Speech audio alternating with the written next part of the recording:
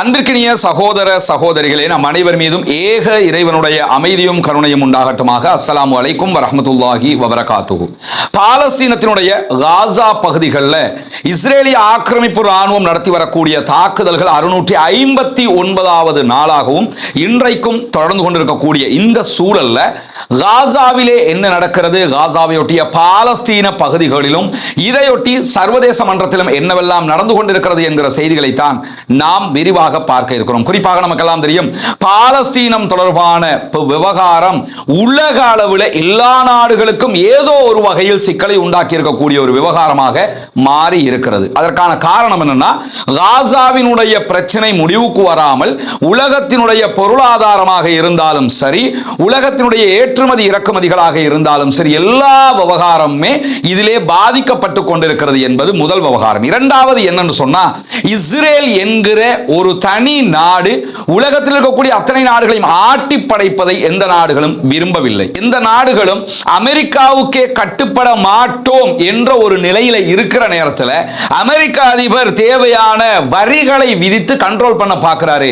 ஆனா அதுவும் முடியாம இருக்குங்கிறது நமக்கு தெரியுமேனா, ரஷ்யாவை கண்ட்ரோல் பண்ண முடியல, சைனாவை கண்ட்ரோல் பண்ண முடியல, ஈவன் இந்தியாவை கூட முழுமையாக அவங்களால கண்ட்ரோல் பண்ண முடியல, சவுதி அரேபியாவை கண்ட்ரோல் பண்ண முடியல. இப்படி பல நாடுகள் அவங்களால கண்ட்ரோல் பண்ண முடியாம இருக்கிற போது இஸ்ரேல் எல்லா நாடுகளையும் அடக்கி ஆள்வதை போன்று செயல்படுவதை ஒருபோதும் எந்த நாடுகளும் ஏற்றுக்கொள்ளாது என்கிற நிலையில தான் பாலஸ்தீனம் தனி நாடாக அங்கீகரிக்கப்பட வேண்டும், பாலஸ்தீனத்திற்கென்று ஒரு தனி ராஜ்யம் இருக்க வேண்டும், பாலஸ்தீனத்திற்கென்று ஒரு அரசாங்கம் இருக்க வேண்டும், அனைத்து உரிமைகளும் சலுகைகளும் அவர்களுக்கும் கிடைக்க வேண்டும் என்கிற ஒரு நிலையை எல்லா நாடுகளும் தற்போது எடுக்க ஆரம்பித்திருக்கின்றன. குறிப்பாக நம்ம பார்த்தோம்னா, ஐநாவில் அங்கத்துவம் பெற்றிருக்கக்கூடிய நாடுகள் 2/3 நாடுகள் பாலஸ்தீனத்தை தனி நாடாக அங்கீகரித்திருக்கிறது. ஆனால் மேற்கு நாடுகளில் பலம் வாய்ந்த நாடுகள் இன்னும் பாலஸ்தீனத்தை தனி நாடாக அங்கீகரிக்கவில்லை. சீனா, ரஷ்யா அங்கீகரித்திருந்தாலும் வெஸ்ட் நாடுகளாக இருக்கக்கூடிய அமெரிக்கா, பிரித்தானியா, அதே போன்று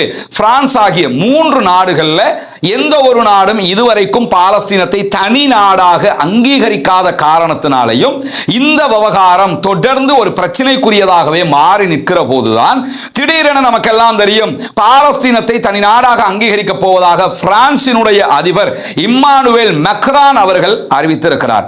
இன்ஷா அல்லாஹ் எதிர்வருகிற 28, 29, 30 ஆகிய தேதிகளில் நியூயார்க்கில் நடக்க இருக்கிற ஐநாவினுடைய மன்றத்தினுடைய செயல்பாடுகளில் பிரான்ஸ் பாலஸ்தீனத்தை தனி நாடாக அங்கீகரிக்க இருக்கிறது. இன்ஷா அல்லாஹ் அதுக்கு நமக்கு பெரிய நாட்கள் எல்லாம் கிடையாது. நாளைக்கு சண்டே, சில நேரம் இந்த வீடியோவை காலையில் பார்ப்பீங்களா, இன்னைக்குன்னு புரிஞ்சுக்கிறீங்க. மண்டே, டியூஸ்டே, வெனிஸ்டே இந்த 3 நாட்களுக்குள்ளாக பாலஸ்தீனம் தனி நாடாக அங்கீகாரம் பெற இருக்கிறது பிரான்சினுடைய தலைமையில். இப்படியான சூழல்ல இது நடந்துவிடக் கூடாது, நடத்தப்பட்டுவிடக் கூடாது என்பதற்கு அமெரிக்காவும் இஸ்ரேலும் பாரிய பிரயத்தனங்களை எடுத்துக்கொண்டிருக்கிறார்கள். அமெரிக்க அதிபர்கிட்ட கேட்கிறாங்க, பிரான்ஸ் தனி நாடாக பாலஸ்தீனத்தை அங்கீகரிக்க போகிறது என்கிற கேள்விக்கு, நான் அமெரிக்காவில் இருக்கிறேன், பிரான்ஸ்ல இல்லைங்கிறாரு. இது எப்படின்னு கேட்டா, இந்த எதையாவது சொல்லணுங்கிறது கிறுக்குத்தனமா எதையாவது உளருவாப்ல, அதே மாதிரி உளறிருக்காப்லங்கிறது மட்டும் தெரியுது. ஏன்னா முடியல, இப்படி ஒரு நிலை வரும்னு அவங்க எதிர்பார்க்கல. இது வரக்கூடாதுன்னு தான் ஈரான் மேல அட்டாக் பண்ணி அப்படி ஒரு சலனத்தையே உண்டாக்கினாங்க. அதை தாண்டி இது நடைபெறுகிறது என்கிற நிலையில இன்றைக்கு இது தொடர்பாக பல செய்திகள் வெளியாகிறது. குறிப்பாக பிரான்சினுடைய எம்பி தாமஸ் போல்ரஸ் இன்றைக்கு ஒரு முக்கியமான அறிக்கை வெளியிட்டிருக்கிறார். அதில் அவர் என்ன சொல்றாருன்னு சொன்னா, முழுமையான பாலஸ்தீனத்தின் விடுதலையை யாரும் எதுவும் தடுக்காது என்று சொல்லியிருக்கிறார். ஏன்னா பிரான்ஸுங்கிறது சாதாரண நாடு கிடையாது. நம்ம ரஷ்யா, சீனா, அமெரிக்காவுக்கு எதிராக இருக்கிறதுனால அது ஒரு பெரிய கண்ட்ரியாக நமக்கு தெரியுது. ரஷ்யா, சீனாவை விடவும் அதே அளவுக்கும் அதை விட மேலாகவும் பலம் வாய்ந்த ஒரு நாடு தான் பிரான்ஸ். நமக்கு தெரியும், இதற்கு முன்பதாக எப்படி பிரித்தானியா உலகத்தில் பல நாடுகளை காலனித்துவத்துக்கு ஆண்டுகிட்டு இருந்துச்சோ, அதே மாதிரி பல நாடுகளை ஆண்ட ஒரு நாடு தான் பிரான்ஸ். அப்படியான ஒரு பலம் அவர்களுக்கு இருக்கிறது. அமெரிக்காவை அவங்களை ஆட்ட முடியாது என்கிற ஒரு சூழலும் இருக்கிறது. ஐரோப்பாவினுடைய தலைமை பிரான்ஸ் என்று கூட சொல்லலாம். அதனாலதான் அமெரிக்காவை தற்போது ஆட்டம் கண்டு கொண்டிருக்கிற நிலையில தான் பாலஸ்தீனத்தினுடைய விடுதலையை எதுவும் யாரும் தடுக்க முடியாது. முழுமையாக முழுமையான பாலஸ்தீன விடுதலை கிடைக்க இருக்கிறது. இஸ்ரேலோ அல்லது வேறு யாரோ அதனை எதுவும் செய்ய முடியாது என்கிறார் பிரான்சினுடைய எம்பி தாமஸ் போல்ரஸ் அவர்கள். இதே நேரத்தில் இம்மானுவேல் மேக்ரான் பிரான்சினுடைய அதிபர் தன்னுடைய எக்ஸ் பக்கத்தில் வெளியிட்டிருக்கக்கூடிய ஒரு அறிக்கையில் என்ன சொல்றாருன்னு கேட்டா, பாலஸ்தீனத்தை தனி நாடாக தனி அரசாங்கமாக அங்கீகரித்த மிகப்பெரிய மேற்கத்திய சக்தியினுடைய முதல் தலைவராக நான் இருப்பேன் என்கிறார். இது உண்மையும் கூட. ஏன்னா வெஸ்ட் நாடுகள்ல பிரான்சுக்கு நிகரான எந்த நாடுகளும் இதுவரைக்கும் காசாவை பாலஸ்தீனத்தை தனி நாடாக அங்கீகரிக்கல. பலமுறை சொல்லிட்டோம். அந்த வீட்டோ பவர் கொண்ட 5 நாடுகள்ல சைனாவும் ரஷ்யாவும் மட்டும் தான் ஆதரிச்சிருக்கிறாங்க. அமெரிக்கா, பிரித்தானியா, பிரான்ஸ் அங்கீகரிக்கல என்கிற நிலையில தற்போது பிரான்ஸ் அங்கீகரித்தால் முதல் தலைவராக அவர் அறியப்படுவார் என்பதை தாண்டி G7 நாடுகளையும் முதல் தலைவராக இவர் தான் இருப்பார். G7 என்னன்னா உலகத்தின் பணக்கார 7 நாடுகள் என்று அர்த்தம், அமெரிக்கா உள்ளிட்ட. இந்த G7 நாடுகள்ல முதல் தலைவராகவும் இதே இம்மானுவேல் மேக்ரான் அவர்கள் தான் அறியப்படுவார் என்பதையும் நாம் புரிந்து கொள்ள வேண்டும். அவருக்கு மிகப்பெரிய வாழ்த்துக்களை தெரிவிக்கிற கடமை உலகத்தில் இருக்கக்கூடிய அத்தனை மனிதநேயமிக்கவர்கள் மீதும் இருக்கிறது என்பதை நம்ம புரிஞ்சுக்கிறோம்னா, இப்படி ஒரு போல்டான முடிவை மேக்ரான் எடுப்பார்னு யாருமே எதிர்பார்க்கல. இப்படியான சூழல்ல இத்தாலியினுடைய பிரதமர் ஜியோர்ஜியா மெலோனி விடுத்திருக்கக்கூடிய அறிக்கை இன்றைக்கு வெளியாகி இருக்கு. அதுல அவங்க என்ன சொல்றாங்கன்னு கேட்டா, பாலஸ்தீனத்துக்கு தனியான அரசாங்கத்தை நிறுவுவதை நான் மிக கடுமையாக ஆதரிக்கிறேன் என்றாரு. நாங்க பாலஸ்தீனத்துக்கு தனியான ஒரு அரசாங்கம் வரணும்ங்கிறத மிக தெளிவாகவே ஆதரிக்கிறோம், இதுல எந்த மாற்று கருத்தும் கிடையாது என்பதையும் அறிவித்திருக்கிறார். டெய்லி பாருங்க, மேற்கு நாடுகள் ஒவ்வொன்றாக ஆதரவு தளத்தை அதிகரித்துக் கொண்டே வருகிறது. இப்பொழுது இத்தாலியும் தாங்கள் பாலஸ்தீன அரசாங்கத்தை நிறுவுவதை ஆதரிப்பதாகவும் அதே போன்று ஐநாவினுடைய அமர்விலே இந்த விவகாரத்தில் தாங்களும் பங்கெடுப்பதாகவும் அறிவித்திருக்கிறார்கள். அல்ஹம்துலில்லாஹ், அதுவும் மிகப்பெரிய மாற்றமாக இருக்கக்கூடிய நேரத்தில் பாலஸ்தீனத்தினுடைய அரசை அங்கீகரிப்பதற்கு போர்ச்சுகலும் வாசல்களை திறந்திருக்கிறது என்கிறார் போர்ச்சுகலுடைய வெளிவிவகார அமைச்சர். வரவிருக்கக்கூடிய நாட்கள்ல பாலஸ்தீனத்தை அங்கீகரிப்பதாக பிரான்ஸ் அறிவித்திருக்கக்கூடிய நிலையில பாலஸ்தீனத்தை தனிநாடாக அங்கீகரிப்பதற்கு எங்களுடைய நாடும் வாசல்களை திறந்து வைத்திருக்கிறது என்கிறார் போர்ச்சுகலினுடைய ஃபாரின் மினிஸ்டர் பாலோ ரேஞ்சல் அவர்கள். அவரும் இன்றைக்கு விடுத்திருக்கக்கூடிய அறிக்கை மிக தெளிவாக இருக்கிறது. போர்ச்சுகல் ஒரு இறையாண்மை கொண்ட நாடு, எங்களை யாரும் தடுக்கவோ வரைமுறைப்படுத்தவோ முடியாது. எனவே எங்களுடைய நாட்டு சட்ட யாப்பு பிரகாரம் நாங்கள் பாலஸ்தீனத்தை தனிநாடாக அங்கீகரிக்கிற அதே நேரம் எங்களுடைய கூட்டாளிகளாக இருக்கக்கூடிய பிரான்ஸ் உள்ளிட்ட நாடுகளுடைய கருத்துக்களையும் நாங்கள் கேட்பதற்கு தயாராக இருக்கிறோம். இரு நாட்டு தீர்வுதான் இதற்கு தீர்வாக அமையும். பிரான்சும் சவுதியும் முன்னெடுத்திருக்கக்கூடிய இந்த முனைப்புகள் பாராட்டுக்குரியது என்பதையும் இன்றைக்கு போர்ச்சுகலுடைய வெளிவிவகார அமைச்சரும் சொல்லியிருக்கிறாரு. இதுக்கு காரணம் என்னன்னா, யூரோப்பினுடைய தலைமையே பிரான்ஸ் தான். அதனால தான் பிரான்ஸ் ஆதரிக்க ஆரம்பிச்சதோடு எல்லா நாடுகளும் ஆதரிப்பதற்கு தயாராகிவிட்டார்கள். அதை தாண்டி நம்ம நேற்றே சொல்லியிருந்த ஒரு விவகாரம் தான், கொலம்பியாவினுடைய ஜனாதிபதியும் நாங்கள் பாலஸ்தீனத்தை தனிநாடாக அங்கீகரிப்பதற்கும் தயார் என்று சொல்லியிருக்கக்கூடிய நேரத்தில் கொலம்பியாவில் இருந்து இஸ்ரேலுக்கு நிலக்கரி ஏற்றுமதி தடுக்கப்படுகிறது என்று அறிவித்திருந்தார். இன்றைக்கு அதை கொஞ்சம் மாடிஃபை பண்ணி தெளிவாக என்ன சொல்லியிருக்கிறார் கேட்டா, ஒரே ஒரு டன் நிலக்கரி கூட இனிமேல் இஸ்ரேலுக்கு கொலம்பியாவில் இருந்து போகாது அப்படின்னு சொல்லி இன்றைக்கு மிக தெளிவாக அறிவித்திருக்கக்கூடிய நேரத்தில் பிரிட்டிஷினுடைய பிரதமர் உடனடியாக பாலஸ்தீனத்தை தனி நாடாக அங்கீகரிப்பதற்கு முடிவெடுக்க வேண்டும் என்று சொல்லி பிரிட்டிஷ் பிரதமர் மீது இன்றைக்கு மிகப்பெரிய அழுத்தத்தை பிரிட்டிஷினுடைய அமைச்சர்கள் கொடுத்துக் கொண்டிருக்கிறார்கள் என்று பிரிட்டிஷினுடைய செய்தித்தாள் ஐ நியூஸ் வெளியிட்டிருக்கக்கூடிய செய்தியை இன்றைக்கு அல் ஜசீரா உள்ளிட்ட அரபு ஊடகங்கள் மாத்திரமல்லாமல் பல ஆங்கில ஊடகங்களும் சுட்டிக்காட்டியிருக்கிறது. பிரிட்டிஷினுடைய தொழிலாளர் கட்சியினுடைய வட்டாரங்கள் முழுவதுமாக பாலஸ்தீனத்தை தனிநாடாக அங்கீகரிக்கணும்ங்கறாங்க. இவரை பொறுத்தவரை, ஸ்டாமரை பொறுத்தவரையில அவர் ஒரு கம்யூனிசவாதி, பாலஸ்தீன ஆதரவாளி என்கிறதெல்லாம் எந்த மாற்று கருத்தும் கிடையாது. ஆனா இப்ப பிரிட்டிஷ்ல பிரதமராக இருக்கிற காரணத்தினால யூதர்களை பகைத்துக் கொள்ளுகிற, நாட்டுக்குள்ள யூதர்களை பகைச்சுக்கிட்டா எலெக்ஷன்ல என்னவாகும் என்கிற மாதிரியான ஒரு யோசனையில தான் அவர் இருக்கிறார் ஐ நியூஸ் சொல்றாங்க.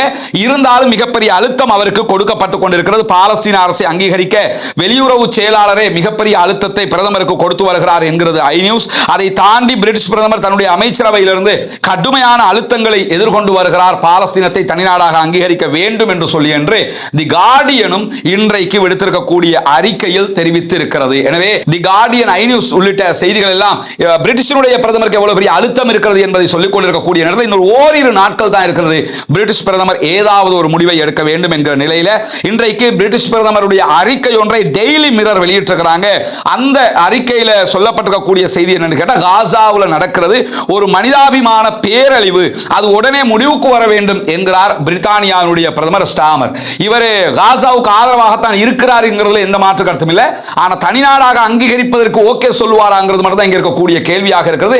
அப்படி அவர் ஓகே சொல்லுவாராக இருந்தால் பிரிட்டிஷ் வரலாற்றில் அவர்கள் செய்த மாபெரும் தவறை திருத்தியவராக ஸ்டாமர் அறியப்படுவார். இவங்க தான் பாலஸ்தீனத்துக்குள்ள இஸ்ரேல் என்கிற ஒரு நாட்டை உருவாக்குவதற்கு இந்த நாடு தான் அனுமதி கொடுத்தது, அவங்க தான் செஞ்சு கொடுத்தது. பிரித்தானியா தான் முழுக்க முழுக்க இரண்டாம் உலக மகா யுத்தத்துக்கு பிறகு செஞ்ச வேலை இது.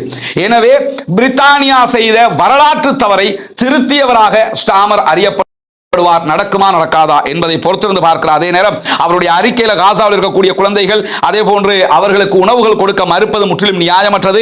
காசா பகுதியில் நடப்பதை கண்டு பிரிட்டிஷ் மக்களே கோபம் அடைந்திருக்கிறார்கள் என்கிறார். அதெல்லாம் என்னன்னா, மக்களை சாந்தப்படுத்துறதுக்காக பேசுற பேச்சு. உள்ளுக்குள்ள பெரும் போராட்டம் நடந்துகிட்டு இருக்குது.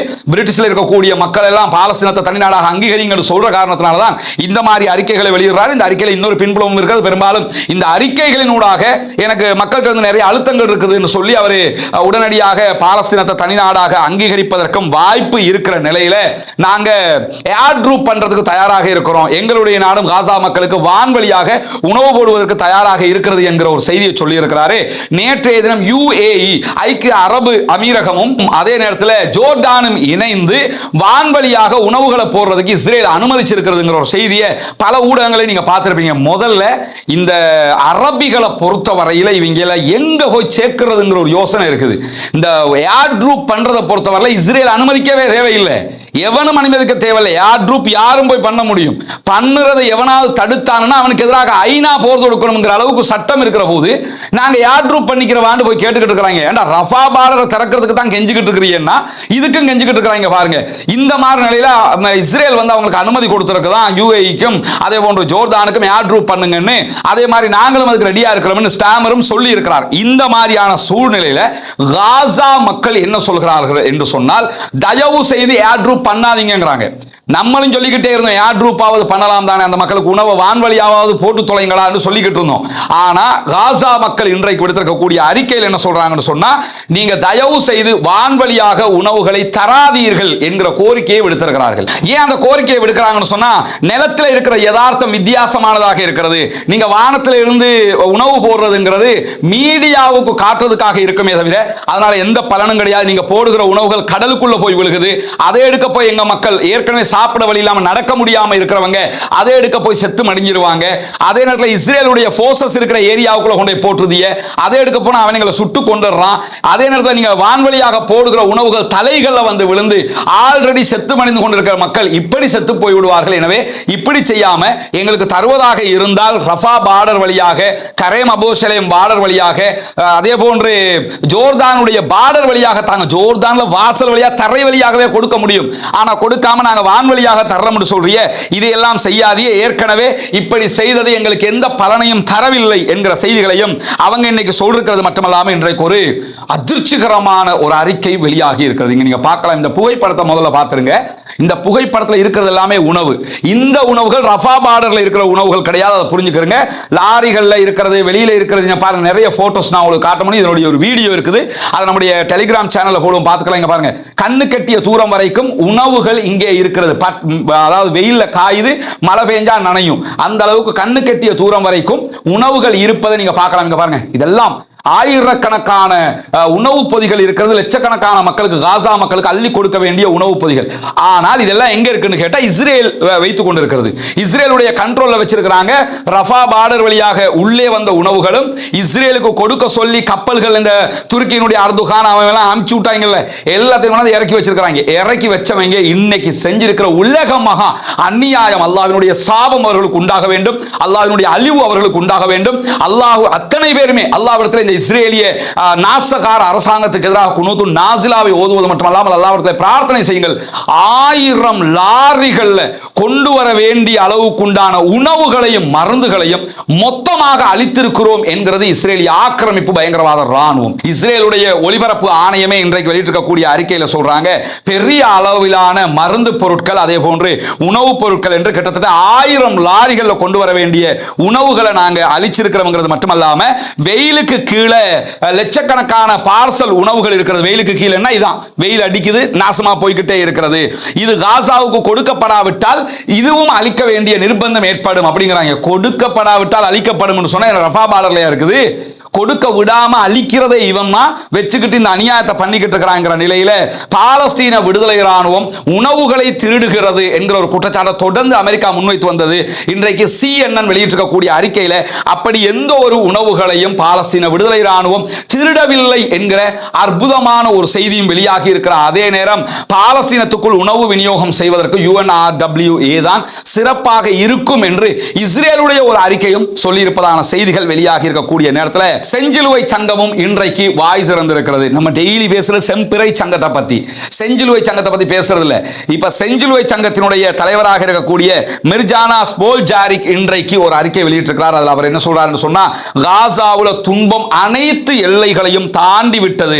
எனவே சட்ட ரீதியாக தார்மீக ரீதியாக காசாவுக்கு கொடுக்க வேண்டியதை கொடுக்க வேண்டிய கட்டாயம் நமக்கு இருக்கிறது. போர் நிறுத்தம் இல்லாமல் கடந்து செல்லுகிற ஒவ்வொரு நிமிடமும் அதிகமான பொதுமக்கள் இறப்பதற்கு காரணமாக அமைந்து விடுகிறது. எனவே பகைமையின் காரணமாக இரக்கம் இல்லாமல் குழந்தைகளை கொல்லுவதை, உயிர்களை கொல்லுவதை உடனடியாக நிறுத்துங்கள். உணவு தேடுவதற்காக செல்லுகிற மக்களிடத்தில் தாக்குதல் நடத்தி அவர்களை கொல்லுவதை நிறுத்துங்கள் என்று இன்றைக்கு செஞ்சிலுவை சங்கத்தினுடைய தலைவரும் கோரிக்கை விடுத்திருக்கிறார். இப்பயாவது வாய் திறந்தாங்களே என்கிற ஒரு ஆறுதல், இவங்க அளவுக்கு வாய் திறக்கிற அளவுக்கு நிலைமை மாறி இருக்கிறதுங்கிறதையும் நம்ம புரிந்து கொள்கிற அதே நேரம் நம்ம நாட்டில் இதை பத்தி பேசுறதுக்கு யாருமே இல்லை, கேட்கறதுக்கு யாருமே இல்லை. அரசாங்கம் எந்த ஒரு அறிவித்தலை கூட விடுக்க மாட்டேங்கிறாங்க. காசாவுக்கு உணவு கொடுங்க, முழுக்க முழுக்க காசாவை ஆதரிக்கிற கவர்மெண்ட் வாய முடிக்கிட்டு இருக்குது. நம்முடைய பாராளுமன்ற உறுப்பினர்கள் பார்லிமெண்ட்ல எதையோ பத்தி பேசுறீங்க, டெய்லி இதை பத்தி ஒரு வார்த்தையாவது பேசுங்களேன். இதுக்குரிய தீர்மானம் ஒன்ற நீங்களாக ஒரு தனி மனித தீர்மானத்தையாவது பாராளுமன்றத்தில் கொண்டு வாங்களே. அகில இலங்கை ஜம்மியத்துலமா ஒரு அறிக்கையாவது விட மாட்டீங்களா? இந்த மக்களுக்கு உணவு கொடுங்க, அதற்கு அரசாங்கம் குரல் எழுப்ப வேண்டும் என்று அரசாங்கத்தை கேட்க மாட்டீங்களா?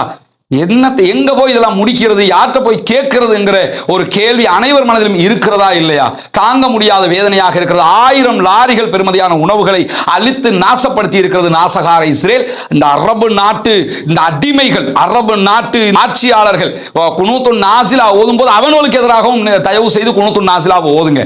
யாரு வால் பிடிச்சாலும் பரவாயில்லை, யாரு அவங்களுக்கு ஷூ நக்கிக்கிட்டு தெரிஞ்சாலும் நமக்கு பிரச்சனை இல்லை. கொஞ்சம் பேருக்கு இந்த அரபு நாடுகளுக்கு எதிராக பேசும்போது அப்படி கோபம் கொப்பளிச்சுக்கிட்டு வருது. இந்த கோபம் எல்லாம் நீங்கள் அவர்களுக்கு ஜால்ரா அடிக்கிறவர்கள் வைத்துக் கொள்ள வேண்டும். இவ்வளவு அநியாயம் நடக்கிறது, இத்தனை பேர் கொல்லப்பட்டுக் கொண்டிருக்கிறார்கள், வாய் மூடி மௌனமாக இருந்து கொண்டிருக்கிறார்கள். அவர்களுக்கு எதிராகவும் அல்லாஹ்விடத்திலே நாம் பிரார்த்திக்க கடமைப்பட்டிருக்கிறோம். ஏன்னா இவ்வளவு அநியாயத்தை நம்மளால என்ன பண்ண முடியும்? துஆ மட்டும் தான் கேட்க முடியும். நம்மளால என்ன பண்ண முடியும்? ஒரு ஜனநாயக போராட்டம் நடத்த முடியும். ஆனால் அரபு நாடுகள் எல்லாம் கைகோர்த்தால் எத்தனையோ விஷயங்களை செய்ய முடியும். ஒரு ஈரானுக்கு இருக்கிற தைரியம் மற்ற அரபு நாடுகள் எதுவுக்குமே இல்லை என்று சொன்னால் இந்த நாடுகளுக்கு எதிராக பிரார்த்திப்பதை தவிர என்ன செய்ய முடியும்? அத்தனை பேருமே இஸ்ரேலுடைய அமெரிக்காவினுடைய அடிமைகளாக இருக்கிறார். காசாவில் 1000 லாரி உணவுகள் அளிக்கப்படுகிறது, 1000 லாரி மருந்துகள் அளிக்கப்படுகிறது. அமெரிக்காவுக்கு 3000 கோடி அமெரிக்க டாலர்களை அள்ளி கொடுக்கிறது சவுதி அரேபியா, 3000 கோடி அமெரிக்க டாலர்களை அள்ளி கொடுக்கிறது UAE, 3000 அமெரிக்க டாலர்களை அள்ளி கொடுக்கிறது கத்தர். எங்க போய் நம்ம இதெல்லாம் சொல்றது? அல்லாஹ்வே போதுமானவன் என்கிற நிலையில ஹாரெட்ஸ் வெளியிட்டிருக்கக்கூடிய ஒரு அறிக்கை, இஸ்ரேலுக்குள்ள இருக்கக்கூடிய ஒரு பத்திரிகை வெளியிட்டிருக்கக்கூடிய அறிக்கையில இஸ்ரேலிய ராணுவம் ஒரே ஒரு மாதத்தில் காசாவில் 1000 குழந்தைகளை கொண்டிருக்கிறது என்கிற பயங்கரமான ஒரு அறிக்கையும் இன்றைக்கு வெளியாகி இருக்கக்கூடிய நேரத்தில் தான் ஓய்வு பெற்ற அமெரிக்க அதிகாரி ஒருவர் பிபிசிக்கு கொடுத்திருக்கக்கூடிய பேட்டியை இன்னைக்கு அல் ஜசீரா ஒளிபரப்பிருக்கிறாங்க. அதுல என்ன சொல்றாங்கன்னு சொன்னா, காசாவுக்குள்ள இஸ்ரேலிய ஆக்கிரமிப்பு ராணுவம் உதவி தேடி வருகிற அப்பாவிகளை கொள்வதை நான் என் கண்களால் கண்டிருக்கிறேன்.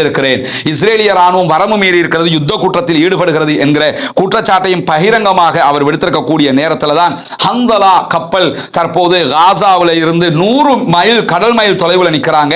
ஹந்தலா கப்பலை தடுப்பதற்கு அல்லது தாக்குதல் நடத்துவதற்கு இஸ்ரேல் தயாராகி வருவதான செய்திகள் வெளிவருகிற அதே நேரம் அதை எதிர்கொள்வதற்கு நாங்களும் தயாராக இருக்கிறோம் என்று ஃப்ரீடம் ஃப்ளோட்டிலாவினுடைய ஹந்தலா கப்பலில் இருக்கக்கூடிய காசாவுக்கு ஆதரவாக உணவுகளை ஏற்றி வருகிற கப்பலும் இன்றைக்கு அறிக்கை விடுத்திருக்கக்கூடிய செய்திகள் வெளியாக இருக்கிற அதே நேரம் இன்றைக்கு ஹூதிகள் இஸ்ரேலுக்கு எதிராக காசாவுக்கு ஆதரவாக தாக்குதல் நடத்தி இருக்கிறார்கள். பீர் ஷைபாவை இலக்கு வைத்து அவர்கள் ஹைப்பர்சோனிக் ஏவுகணை மூலமாக ஒரு தாக்குதலை நடத்தி இருக்கிறார். அதே நேரத்தில் உம்மல் ரஷ்ராஷ் என்கிற பகுதிகளுக்கும் அஷ்கலான் அதே போன்று ஹடேராவில் இருக்கக்கூடிய இஸ்ரேலுடைய இலக்குகள் மீதும் இன்றைக்கு ட்ரோன் தாக்குதல்களை நடத்தி இருக்கிறார்கள். சக்சஸ்ஃபுல்லாக அது நடந்திருக்கிறது என்கிற செய்திகளையும் அவங்க விடுத்திருக்கிற அதே நேரம் இஸ்ரேல் தன்னுடைய காசா மீதான தாக்குதல்களை நிறுத்தாமல் தொடர்கிற காரணத்தினால தாங்களும் இஸ்ரேலுக்கு எதிரான தாக்குதல்களை விரிவுபடுத்த போவதாக என்பதாக இன்றைக்கு அறிவித்திருக்கிறார்கள். எனவே வல்ல ரஹ்மான் காசா மக்களை பாதுகாக்க வேண்டும், காசா அப்பாவிகளுக்கு உதவி செய்ய வேண்டும். அல்லாஹ்விடத்திலே காசா அப்பாவிகளுக்காக பிரார்த்திக்க மறந்து விடாதீர்கள், கையேந்த மறந்து விடாதீர்கள், துஆ கேட்க மறந்து விடாதீர்கள் சகோதரர்களே, நண்பர்களே, தாய்மார்களே. அதே நேரத்தில் இஸ்ரேலி ஆக்கிரமிப்பு ராணுவத்திற்கு எதிராக குனுத்து நாசிலாவை ஓத மறந்து விடாதீர்கள் என்கிற கோரிக்கைகளோடு காசா அப்பாவிகளுக்காக ஜனநாயக ரீதியாகவும் குரல் எழுப்புவோமாக. வாஹிரு தஅவானா அல்ஹம்துலில்லாஹி ரப்பில் ஆலமீன்.